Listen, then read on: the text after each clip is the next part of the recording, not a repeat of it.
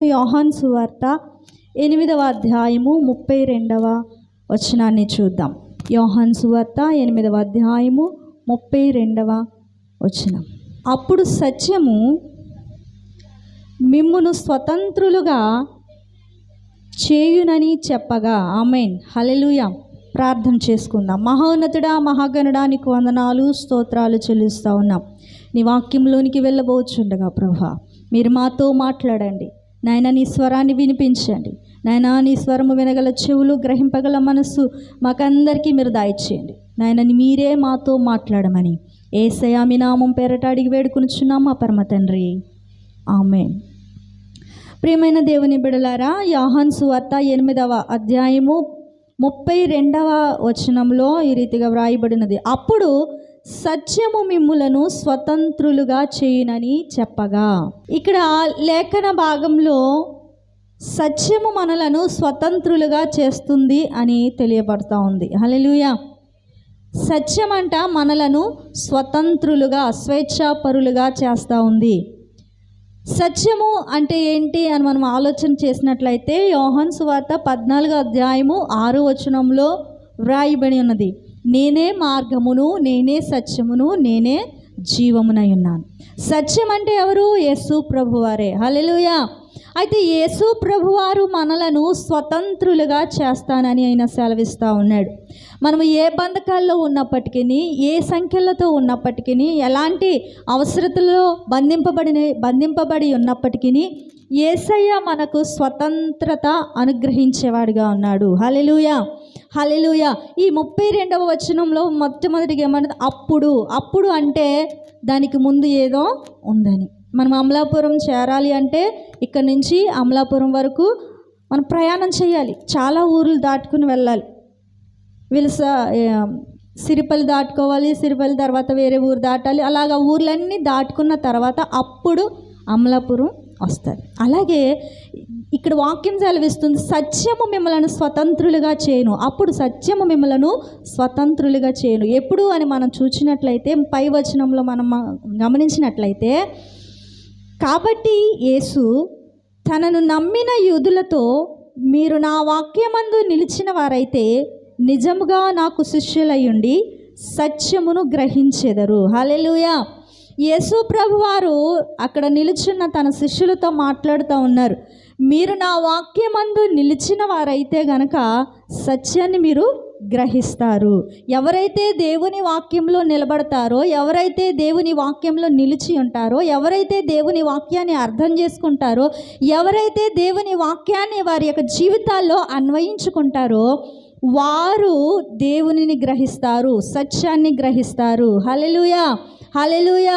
ఆ సత్యమే మనలను స్వతంత్రులుగా చేస్తూ ఉంది. ఆ యేసు ప్రభువారే మనలను స్వతంత్రులుగా చేస్తారు అని వాక్యం సెలవిస్తూ ఉంది. హల్లెలూయా, హల్లెలూయా. ప్రియమైన దేవుని బిడలారా, మనము మన బంధకాల్లో నుండి విడిపించబడాలంటే, మన సంఖ్యల నుండి మనం విడిపించబడాలంటే యేసయ్యలో మనం నిలిచిన వారముగా ఉండాలి. దేవుని మాటల మీద మనం దృష్టి నిలిపే వారంగా ఉండాలి. దేవుని వాక్యాన్ని అర్థం చేసుకునే రీతిలో మనం ఉండాలి. అలాగూ ఉన్నప్పుడు మనము స్వతంత్రులుగా మారుతాము, బందీలుగా ఉండము.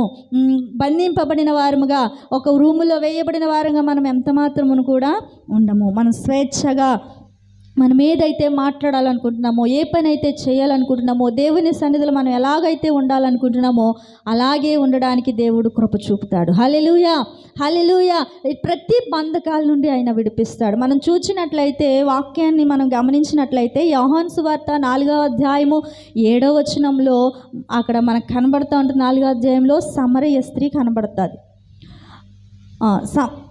సమరయ స్త్రీ ఒక్కతే నీళ్లు చేదుకొనుటకు అక్కడికి రాగా, యేసు నాకు దాహమునకిమ్మని ఆమెను అడిగెను. ఆయన శిష్యులు ఆహారము కొనుటకు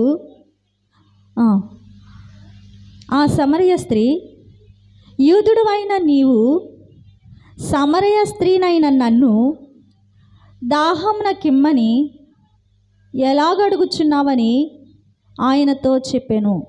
ఎలయనగా యూదులు సమరయులతో సాంగత్యము చెయ్యరు, అందుకు యేసు, దేవుని వరమును నాకు దాహమునకిమ్మని నిన్ను అడుగుచున్న వాడెవడో అదియు ఎరిగి ఉంటే నీవు ఆయనను అడుగుదువు, ఆయన నీకు జీవజలములనిచ్చి ఇచ్చునని ఆమెతో చెప్పాను. హల్లెలూయా, హల్లెలూయా.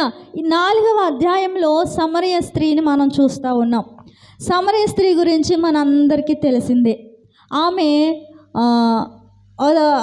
ఇష్టమైన జీవితాన్ని జీవిస్తూ బ్రతికే స్త్రీ. అయితే దేవుని బిడ్డలారా, ఇక్కడ ఈ యొక్క స్త్రీ ఇంచుమించు 3 గంటల సమయంలో యాకోబు అనే బావి దగ్గరకు వెళ్ళింది. ఆమె వెళ్ళేసరికి యేసు ప్రభువారు అక్కడ కూర్చుని ఉన్నారు.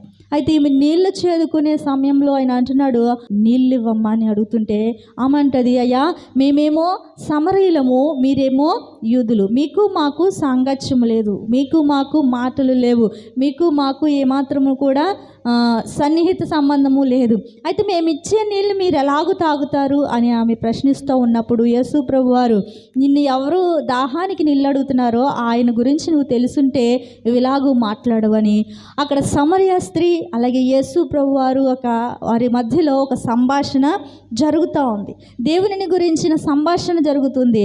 అయితే దేవుని బిడ్డలారా, అలాగూ జరుగుతున్న సమయంలో ఆ స్త్రీ అంటది, అయ్యా నువ్వు జీవజలములు ఇస్తానని సెలవిస్తూ ఉన్నావు కదా, అదేదో జీవజలములు ఏదో నాకు దయచేయండి, నేను మరలా ఈ బావి దగ్గరికి రాకుండా నీళ్లు చేదుకొనకుండా ఉండడం కొరకు నాకు ఆ జీవజలములు ఇమ్మని ఆయనను అడిగితే ఆయన అంటాడు, మనకి లేఖనంలో కనబడుతుంది, అయితే నువ్వు వెళ్ళి నీ భర్తను తీసుకుని రావాలి అని అంటాడు.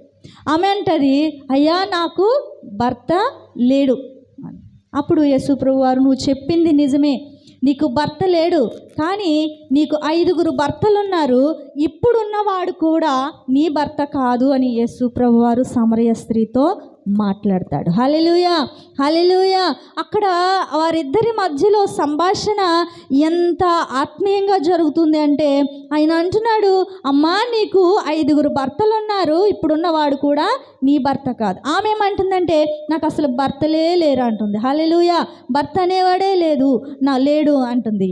అయితే యేసు ప్రభువారు సమస్తమును ఎరిగి ఉన్నవాడు గనుక, ఆయన హృదయాంతరంగములను పరిశీలించే దేవుడు గనుక, ఆయన రహస్యమందు దాగిన వాటిని కూడా చూడగలిగిన వాడు గనుక ఆమెతో మాట్లాడుతూ ఉన్నాడు.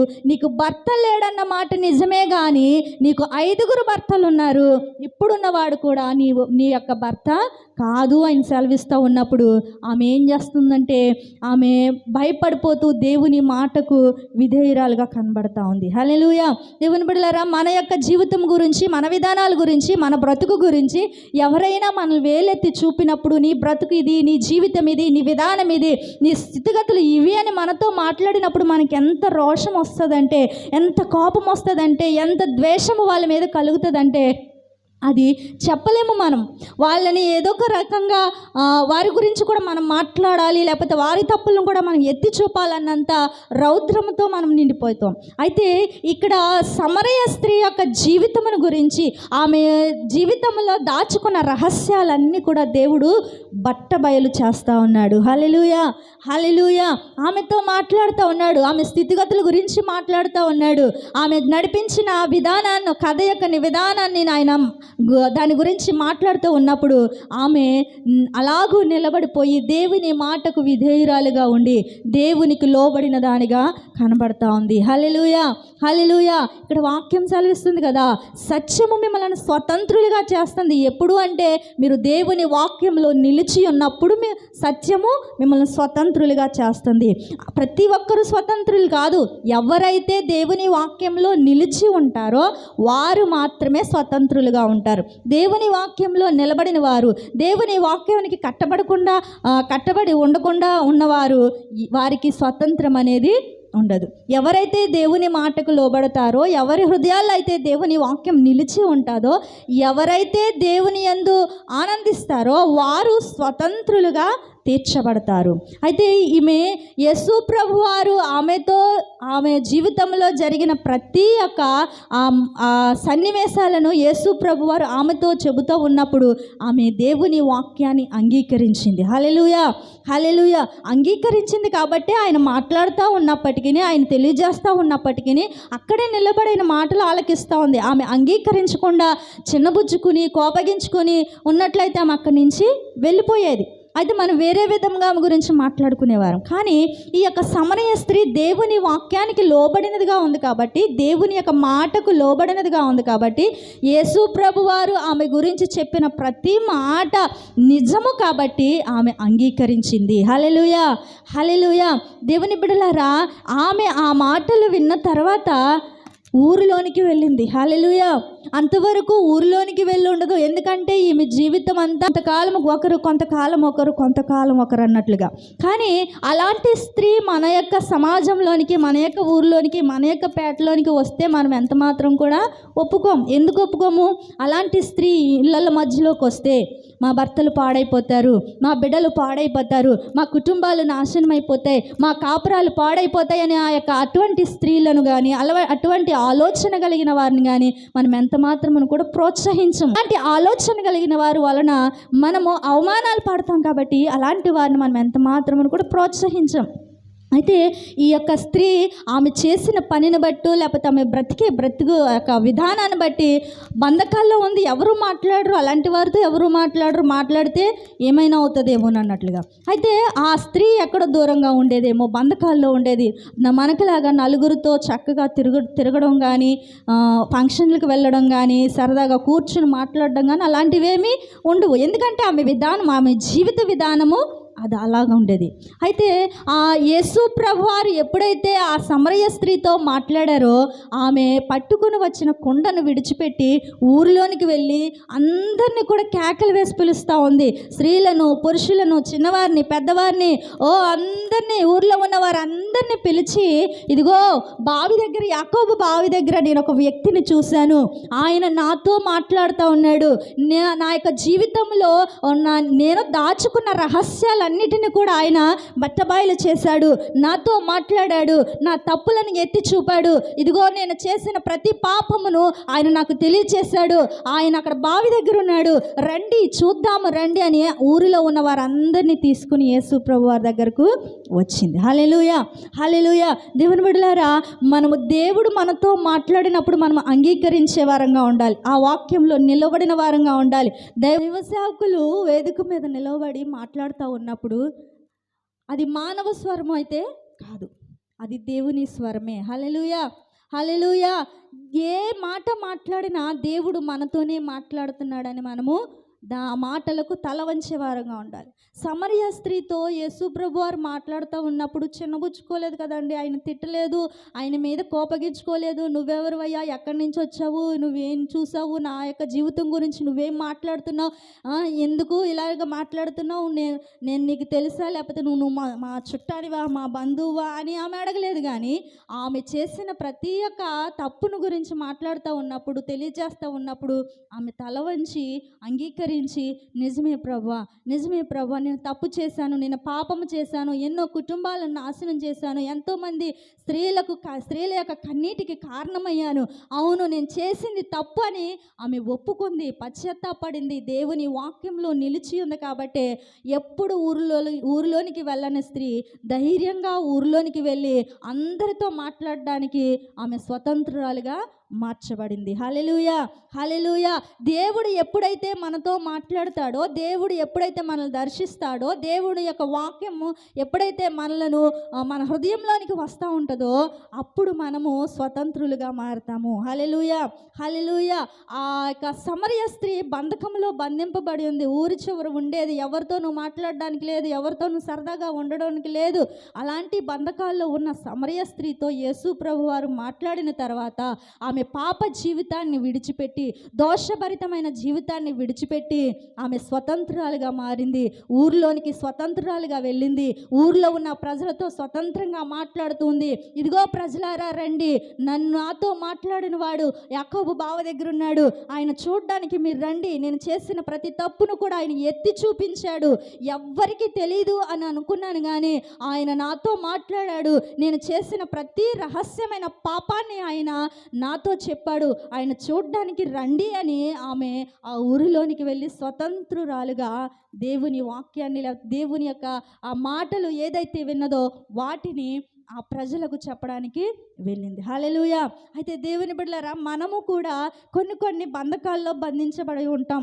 ప్రార్థన చేస్తాం కానీ, పాటలు పాడతాం కానీ, ఆరాధన చేస్తాం కానీ, వాక్యం చెప్తాం కానీ, వాక్యము చదువుతాం కానీ, అదంతా మనుషులకు మాత్రమే కనబడుతుంది కానీ దేవునికి మాత్రం మన భక్తి గల జీవితము కనిపించట్లేదు. హల్లెలూయా, హల్లెలూయా. ఎంతసేపు మనుషులను మెప్పించడమే కానీ దేవుణ్ణి మెప్పించడం మన పని అవ్వట్లేదు. దేవుని బిడ్డలారా, మనము దేవునిని మెప్పించేవారుగా ఉండాలి. మనుషులకు నచ్చినట్లుగా కాదు కానీ, మనుషులు చూడవలనని భక్తి చేయడం కాదు కానీ, దేవుడు చూడాలి, దేవుడు నన్ను మెచ్చుకోవాలి, దేవుని చేత నేను ఆశీర్వదించబడాలన్న భక్తి విధానంలో మనము ఎప్పుడైతే ఉంటామో అప్పుడు మనం స్వేచ్ఛాపరులుగా మనము ఉంటాము. హల్లెలూయా.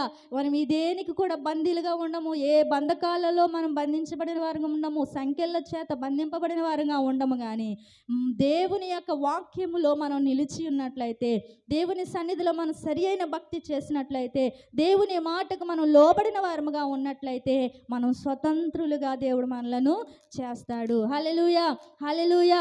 మనం దేవుని యొక్క మాట మన దగ్గరకు వస్తున్నప్పుడు అది స్వీకరించాలంతే. దేవుడు ఏది చెప్పినా సరే దానికి మనము సరి అని చెప్పాలి. దేవుడు మనల్ని ఏమి కూడా అన్యాయం చేసే దేవుడు కాదు, మనల్ని దుఃఖపరిచే దేవుడు కాదు, మనల్ని అవమానపరిచే దేవుడు కాదు, మనల్ని సిగ్గుపరిచే దేవుడు కాదు. ఆయన ఉద్దేశములన్నీ కూడా మేలుకరమైన ఉద్దేశములే. హల్లెలూయా, హల్లెలూయా. దేవుని బిడ్డలారా, మనము దేవుని మాటకు లోబడే వారంగా ఉండాలి. సమరయ స్త్రీ ఎలాగైతే దేవుని మాటకు లోబడిందో, దేవుని వాక్యంలో ఎలాగైతే నిలిచి ఉందో, ఆ నిలిచి ఉన్న తర్వాత ఆమెకి స్వతంత్రం ఏ రీతిగా వచ్చిందో అటువంటి స్వతంత్రాన్ని మనం పొందుకోవాలి. హల్లెలూయా, హల్లెలూయా. బంధింపబడిన వారుగా మనం ఉండకూడదు. మనకు అనేకమైన బంధకాలు ఉంటాయి.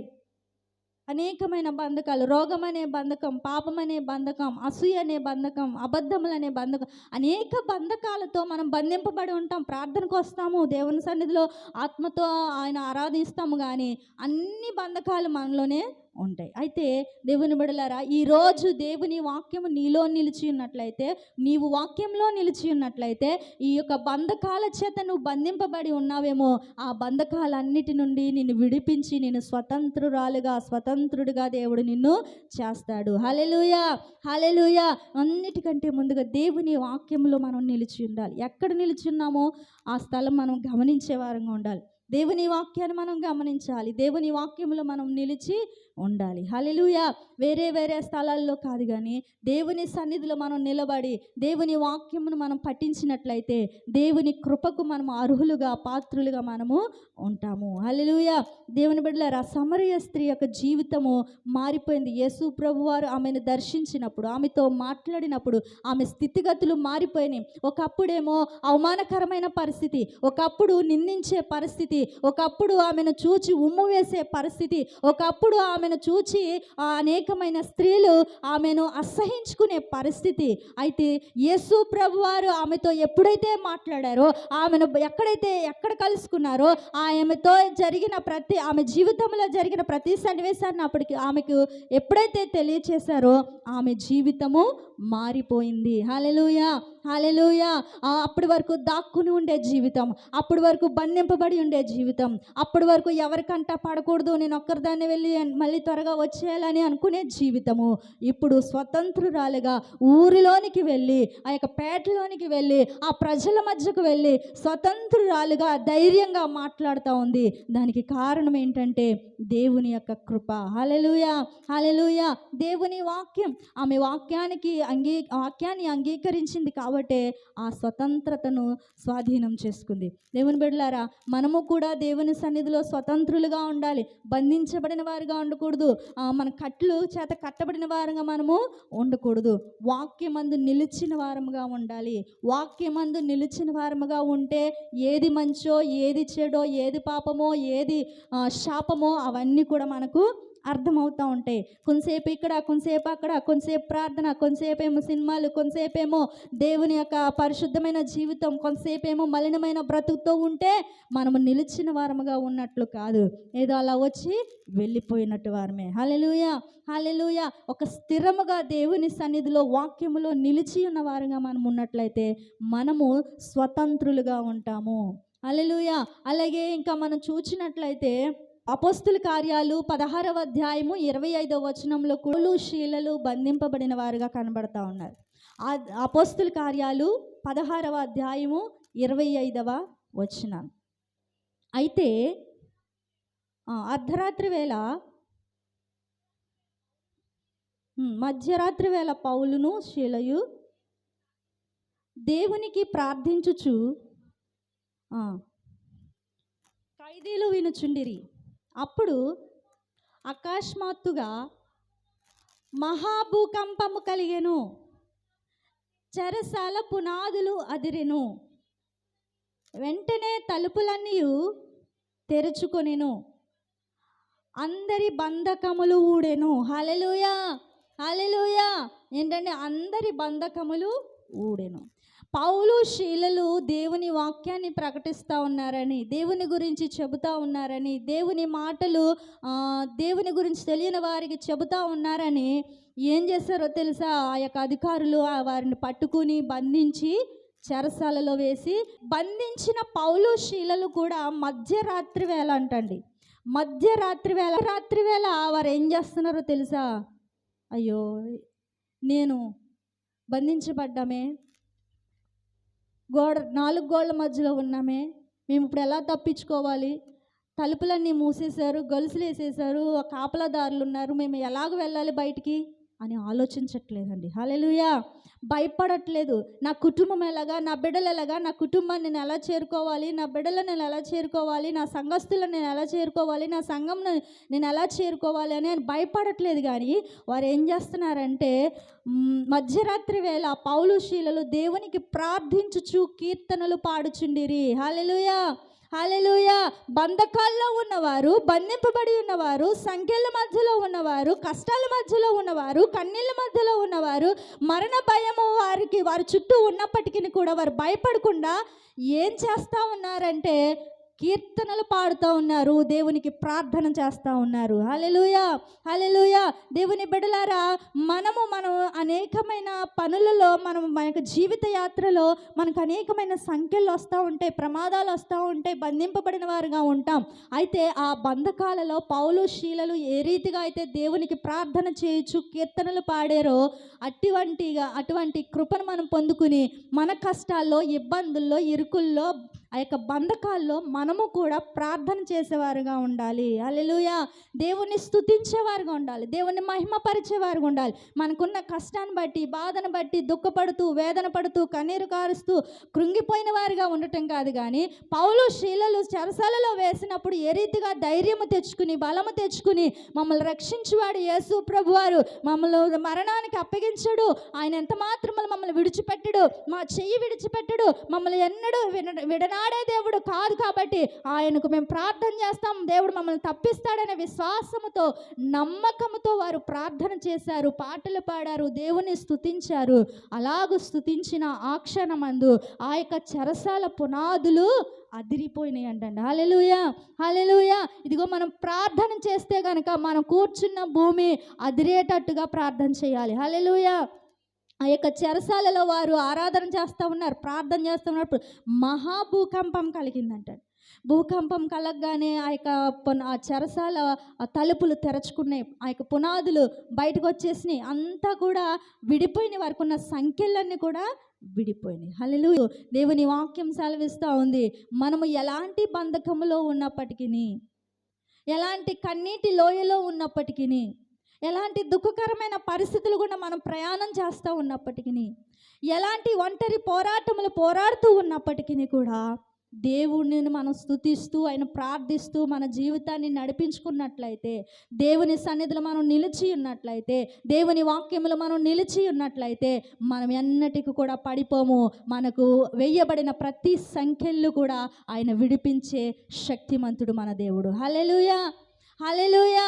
ప్రతి ఒక్క సంఖ్యలు కూడా ఆయన విడిపిస్తాడు. దేనికి భయపడాల్సిన అవసరం లేదు. దానియేలు గ్రంథంలో షడ్రక్ మేషక్ అబేద్నెగోలు అంటారు, రాజా మేము నీకు మ్రొక్కము, నీవు మమ్మల్ని చంపేసినా పర్వాలేదు కానీ మేము మాత్రం నీకు మ్రొక్కము. నా దేవుడు అగ్నిగుండము నుండి కూడా తప్పించడానికి సమర్థుడు. హల్లెలూయా, హల్లెలూయా. మనం ఎలాంటి పరిస్థితుల్లోనికి వెళ్ళిపోయినా, గాఢాంధకారపు లోయల్లోనికి మనం వెళ్ళిపోయినా కూడా మనము దేవుని వాక్యంలో నిలిచి ఉంటే గనక మన చుట్టూ ఆయన వెలుగు ప్రకాశిస్తుంది. హల్లెలూయా, హల్లెలూయా. ఆయన వెలుగు మనల్ని నడిపిస్తుంది, మనకు మార్గము చూపిస్తుంది. మనం చేరవలసిన గమ్యస్థానానికే ఆ వెలుగు, లేకపోతే యేసు ప్రభు వారు మనలను నడిపించేవారుగా ఉన్నారు. హల్లెలూయా, హల్లెలూయా. పౌలు శీలలు బంధించబడ్డారు. 4 గోడల మధ్యలో వారు బాధపడట్లేదు, 4 గోడల మధ్యలో భయపడట్లేదు, 4 గోడల మధ్యలో వారు ఏమీ కూడా వ్యతిరేకమైన ఆలోచనలు ఆలోచించట్లేదు. పారిపోవాలా, లేకపోతే ఏమవ్వాలి, వీరిని కొట్టాలా, తిట్టాలి, అలాగే ఏమి చేయట్లేదు. కానీ వారు ఎంతో సంతోషంతో, ధైర్యముతో దేవుని ఆరాధన చేస్తూ ఉన్నారు, దేవునికి ప్రార్థన చేస్తూ ఉన్నారు. ఆకాశమందు ఆసీనుడైన వాడు నా ప్రతి కష్టమును ఆయన చూస్తూ ఉన్నాడు గనుక నన్ను తప్పిస్తాడు, నన్ను రక్షిస్తాడు, మమ్మల్ని కాపాడుతాడు, ఈ సంఖ్యల నుండి మమ్మల్ని విడిపిస్తాడనే ధైర్యముతో వారు ఆ చెరసాలలో దేవునికి ప్రార్థన చేశారు. వారికి వేయబడిన సంఖ్యలన్నీ కూడా విడిపోయినాయి. హల్లెలూయా. వారికి మాత్రమే కాదు, ఆ యొక్క చెరసాలలో ఎంతమంది అయితే ఖైదీలుగా ఉన్నారో వారందరి సంఖ్యలు కూడా విడిపోయినాయి అంటాడు. ఆమేన్. నాకు వేయబడిన సంఖ్యలు మాత్రమే కాదు, ఇక్కడున్న మీ అందరు కూడా సంఖ్యలు విడిపోయినట్ట. హల్లెలూయా. దేవుని బిడ్డలారా, మనము ప్రార్థన చేసినప్పుడు మనకున్న కష్టాలు పోవడం కాదు, కానీ మనకున్న కష్టాలతో పాటు మన చుట్టూ బ్రతికే వారి యొక్క కష్టాలు కూడా దేవుడు తొలగించేవాడుగా ఉన్నాడు. హల్లెలూయా, హల్లెలూయా.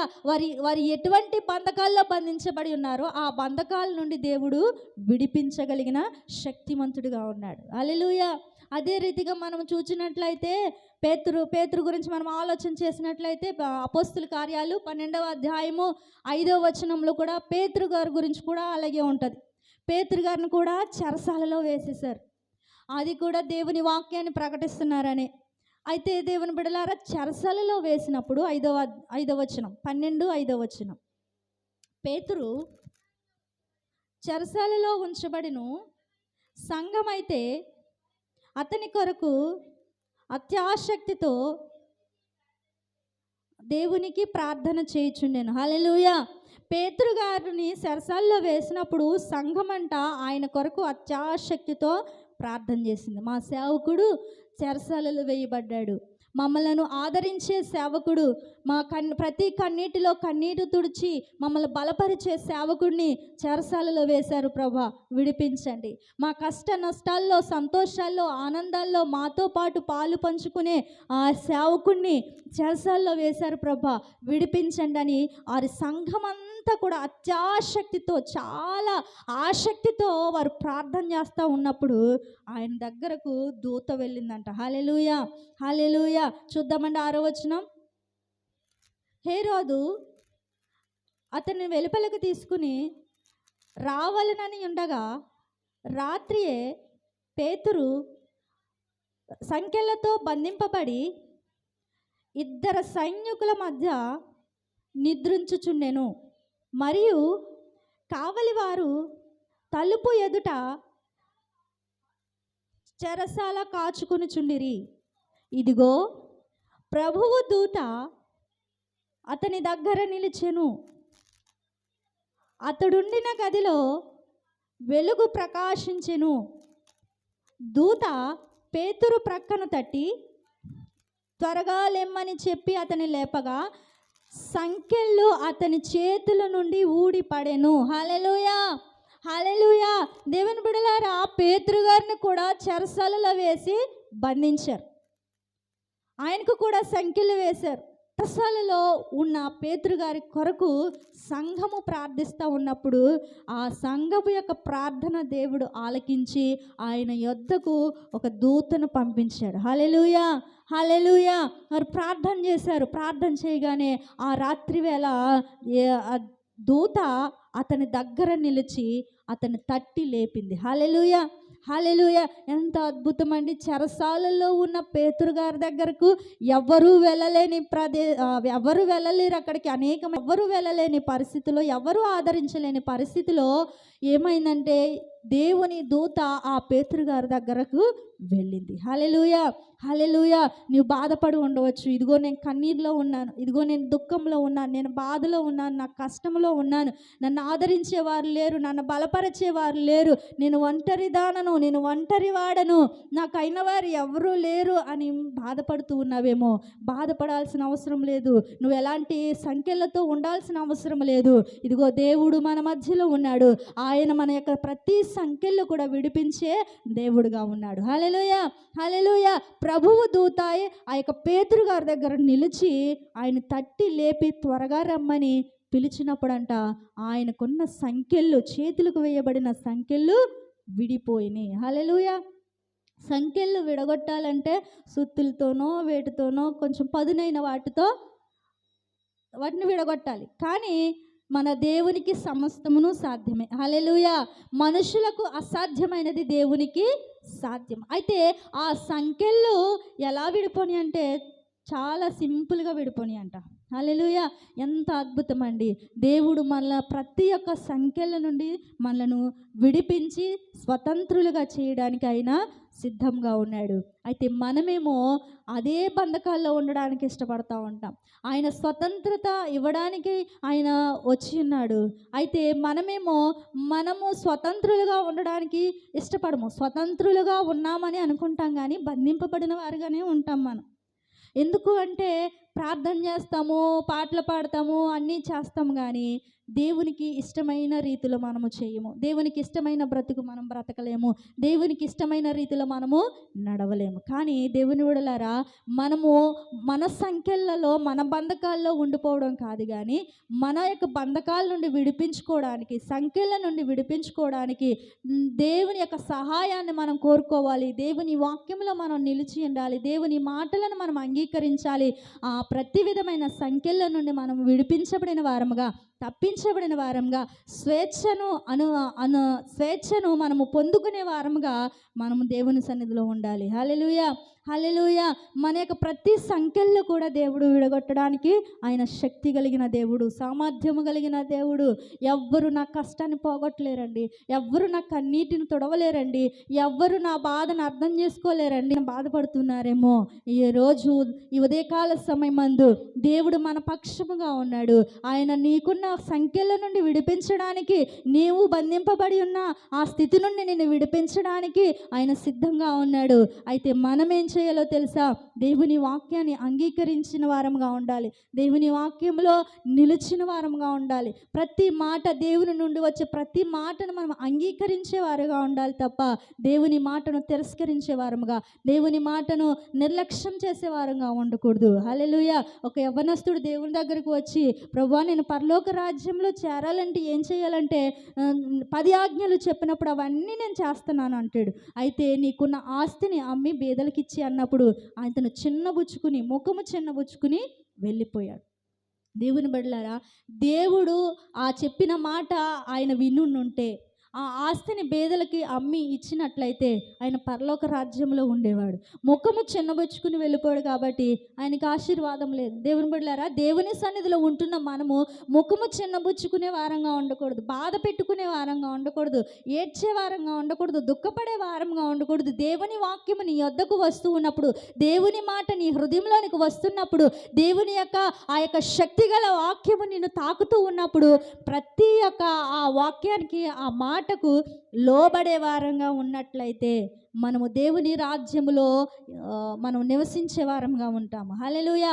స్వతంత్రులుగా ఉంటాము. ఆ సాతాను బంధకములలో మనం బంధింపబడిన వారుగా ఉండము. హల్లెలూయా. మనకు విడుదల అనుగ్రహిస్తాడు దేవుడు. హల్లెలూయా, హల్లెలూయా. చూడండి, కట్టబడిన గాడిదను ఎలాగైతే దేవుడు విడుదల చేయించి ఆ యొక్క గాడిదకు ఘనతనిచ్చాడో, ఈరోజు దేవుని సన్నిధిలో ఉంటున్న మనము ఏ సమస్యతో కట్టబడి ఉన్నావో, ఏ బలహీనతతో కట్టబడి ఉన్నావో, ఏ రోగముతో కట్టబడి ఉన్నావో, ఎలాంటి పరిస్థితులను సంఖ్యల చేత బంధింపబడి ఉన్నావో, ఆ పరిస్థితుల నుండి తప్పించడానికి, అవి విడిపించడానికి ఆయన శక్తి సామర్థ్యములు కలిగిన దేవుడు గనుక దేవుని సన్నిధిలోను మోకరించి ప్రార్థన చేసినట్లయితే, దేవుని సన్నిధిలో వాక్యమందు దేవుడు నిలిచి ఉన్నట్లయితే, నిన్ను దేవుడు స్వతంత్రురాలుగా చేయడానికి ఆయన ఇష్టపడుతూ ఉన్నాడు. నువ్వు స్వతంత్రాలుగా అవ్వడానికి నువ్వు సిద్ధపడాలి. హల్లెలూయా, హల్లెలూయా.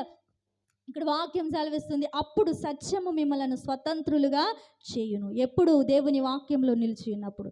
సత్యమే దేవుడు, దేవుడే సత్యము. నేనే మార్గమును, నేనే సత్యమును, నేనే జీవమును అంటున్న దేవుణ్ణి మనము నిత్యము కూడా ప్రార్థించే వారముగా, స్తుతించే వారముగా, ఘనపరిచే వారముగా, దేవుని యొక్క కృపయందు మనం బ్రతికే వారముగా ఎప్పుడైతే మనం ఉంటామో అటువంటి యొక్క కృపను మనం పొందుకుని దేవుని సన్నిధిలో గనులుగా ఆశీర్వదింపబడిన వారుగా మనందరము ఉండాలని ఈ మాటలు నేను ముగిస్తా ఉన్నాను. దేవుడు మనలందరినీ, మన కుటుంబాలను దీవించి ఆశీర్వదించునుగాక.